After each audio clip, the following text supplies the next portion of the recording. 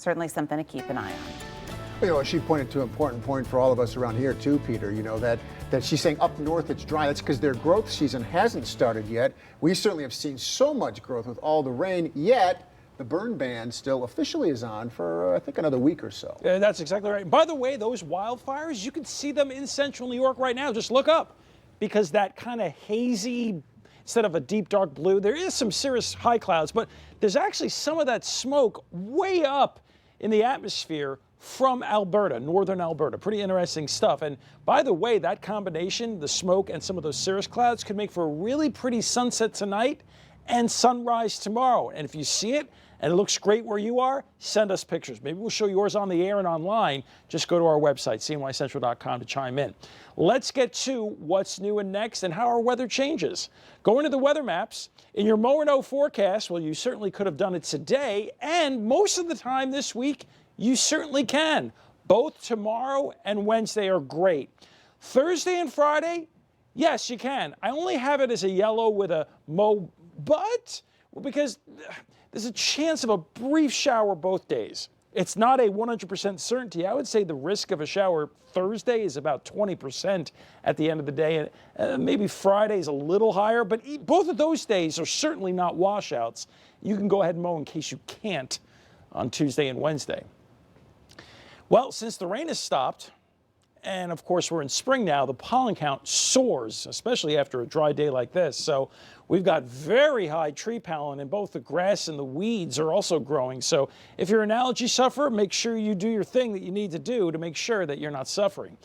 The reason why I'm showing you this map again, the average last spring frost, is I think it's interesting because a lot of you probably did do it this weekend, maybe did some gardening and planting some things. Notice the blue shaded areas.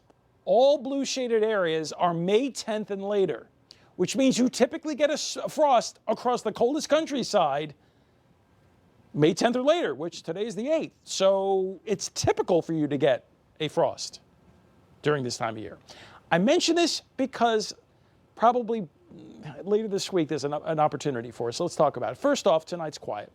We have a low temperature in the upper 30s to lower 40s with those high thin clouds and the smoke in the sky. Tomorrow, basically a carbon copy of today. Sunshine, a few clouds, most of us between 60 and 65, a light wind in the morning, a little bit of a fresh breeze in the afternoon, a little cooler by the shoreline of Lake Ontario like it was today. Now, we look ahead to Wednesday morning, and this is our chance of frost. Coldest countryside, and now you're getting closer to 35, 36, which will be the air temperature where you measure it at about 6 feet, but at the ground it may be closer to freezing. So just be aware the coldest countryside Tuesday night, Wednesday morning might have some frost. Other than that, it's spectacular Wednesday, near 70 in the afternoon, mostly sunny. Thursday, mixed sun and clouds, small chance of a shower, warmer, 74.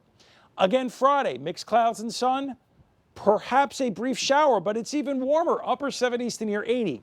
Mother's Day weekend and Syracuse University graduation weekend. Right now I'm going dry Saturday, mixed sun and clouds, and the best chance of rain would be Sunday later in the afternoon and Sunday night especially.